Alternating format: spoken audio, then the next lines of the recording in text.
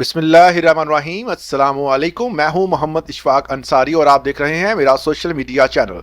आज हमने बात करनी है सरकारी मुलाजमीन और पेंशनर्स के हवाले से अहम तरीन अपडेट्स।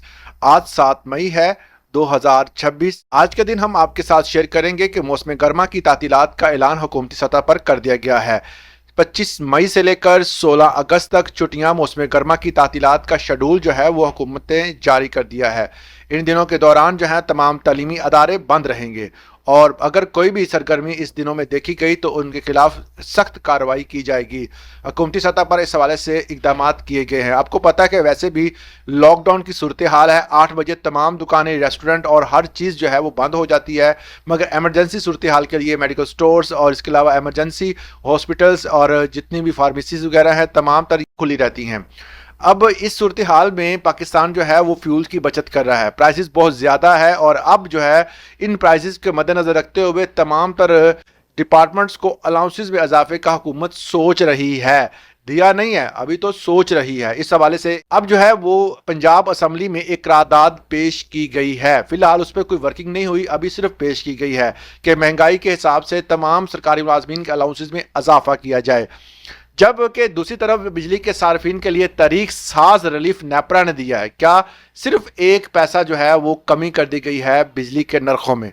बड़ी हैरान कुन सूरत हाल है कि बढ़ाते हैं तो हज़ारों में और जब कीमतें कमी की बात आती है तो फिर पैसों में होती है। अब बात करते हैं जी, जब भी पाकिस्तान में किसी भी रिलीफ के हवाले से बात होती है तो वो बहुत ज़्यादा जो है वो तनकीद का सामना करना पड़ता है। अवामी सतह पर लोग जो है वो उस चीज़ को अच्छा नहीं जानते, क्योंकि आपको पता है कि पिछले दिनों अखबारात की और मेन स्ट्रीम मीडिया की ज़ीनत बनने वाली खबर रिलीफ के हवाले से बजट के जो कुछ चीज़ें जो हैं वो अवामी नुक्ता नज़र से गुजरी, जिसमें उन्होंने बताया कि तमाम मुलाज़मीन की तनख्वाहों में 7% इजाफा और पेंशन में 5% इजाफा होगा। इस इजाफे को देखने के साथ ही बहुत सारे जो हैं वो मुलाजमीन सीख पा हो गए और उन्होंने कहा कि यह इजाफा जो है वो काबिल कबूल नहीं है, क्योंकि आपको पता है कि पिछली दफ़ा जो इजाफा हुआ इसके साथ साथ जो एडहॉक जो इन्होंने जम करने का वादा किया था और इसके साथ साथ जो DRA डिस्पैरिटी रिडक्शन अलाउंस का वादा किया था, ये तमाम वादे पूरे नहीं हुए, जिसकी वजह से आवाम के दरमियान जो है ये जो महंगाई का जो तनासुब है वो इतना ज़्यादा है कि आम तौर पर जो एक सरकारी तनख्वाहदार बंदा जो है वो इसमें गुजारा ही नहीं कर सकता। मगर हुकूमत ने इस हवाले से कल एक ऑर्डिनेंस में अमेंडमेंट की है कि 40,000 एटलीस्ट जो है एक मुलाजम की तनख्वाह होनी चाहिए। इस पर जो हुकूमत है वो खुद भी अमल नहीं करती। क्या सरकारी अदारे अमल करेंगे तो प्राइवेट अदारे, मगर प्राइवेट अदारों में इस चीज़ को जो है वो मद्देनजर रखते हुए तमाम तरह सोशल सिक्योरिटी जितनी भी जो है वो पॉलिसी है उसके मुताबिक इनको रजिस्टर करना और इनकी 40,000 तनख्वाह करना लाजम होता है। और अदारे भी प्राइवेट जो है वो इस हवाले से जो है वो आगाह होते हैं, तो वो उन्हीं मुलाजमीन को जो कि उनके अंडर होते हैं और जिनको वो अपने साथ मिलाकर लेकर चल रहे होते हैं सिर्फ उन्हीं को रजिस्टर्ड करते हैं, बाकियों को रजिस्टर्ड ही नहीं करते। और इस चीज़ को जो है वो गवर्नमेंट चेक करती ही नहीं है। जिनको वो चेक करने आती है तो वो उन लोगों को बुला देते हैं जो कि ऑलरेडी रजिस्टर्ड होते हैं। तो ये एक हमारे लिए लम्हा फिक्रिया है।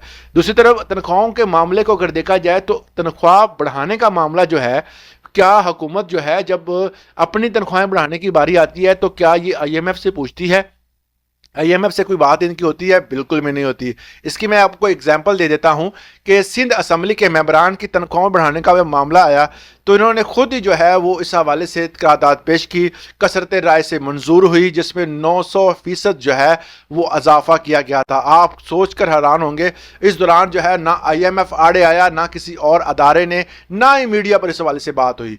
उसके बाद नंबर 2 पे कौमी असम्बली के मेंबरान तमाम तर जो है वो एक ही थाली के जो है वो बैठे हुए हैं और उसी से खा रहे हैं। कौमी असम्बली के मेंबरान की तनख्वाहें जो हैं वो 380% बढ़ा दी गई। इसमें भी IMF जो है वो किसी तरह से जो है वो आड़े नहीं आया। उसके बाद जो है वो सरकारी मुलाजमीन की तनख्वाहें जो है वो 6% बढ़ाने का कहा गया, फिर 7% और IMF फिर भी आड़े आ रहा है। और इसके अलावा जो सरकारी मुलाजमीन रिसर्चर हैं उन पर जो है वो टैक्स लगाया गया और आम बंदे को अगर रिलीफ देना है तो वो सरकारी मुलाजमीन के ऊपर टैक्स लगाया जाएगा।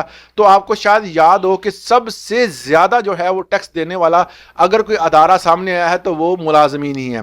मुलाजमीन की तनख्वाहों पर बढ़िया कटौतियाँ जो हैं वो की जाती हैं और कलेक्शन की जाती है, क्योंकि ये इनके कंट्रोल में है। ایک تجارت کرنے والا بندہ، ایک بڑے پیمانے پر جو ہے وہ خرچ کرنے والا، یا کہہ سکتے ہیں کہ کسی بھی کاروبار سے منسلک بندہ جو ہے، اگر وہ ٹیکس نہیں دیتا کیونکہ وہ ان کے کنٹرول میں نہیں ہے، وہ کیش میں لین دین کر لیتا ہے، مگر یہ تمام ادارے جو ہیں جو کہ سرکاری سطح پر کام کر رہے ہیں ان کے کنٹرول میں ہیں، تو لہٰذا ان سے کٹوتیاں بھی کی جاتی ہیں اور بڑے پیمانے پر جو ہے وہ پیسہ بھی اکٹھا کیا جاتا ہے، کیونکہ ان کے پاس کوئی اور آپشن نہیں ہوتی۔ اسی طرح اگر دیکھا جائے، اسی تناظر میں دیکھا جائے تو سرکاری ملازمین کی جو ہے وہ اب 2024 کے بعد جو ہونے والی بھرتیاں جو ہیں، جس میں جو ہے وہ ایک خاص انسٹرکشن جو ہے وہ لگا دی گئی کہ کوئی بھی بندہ جو ہے وہ پرائیویٹائز طور پر کام کرے گا، ریگولر اس کو نہیں کیا جائے گا۔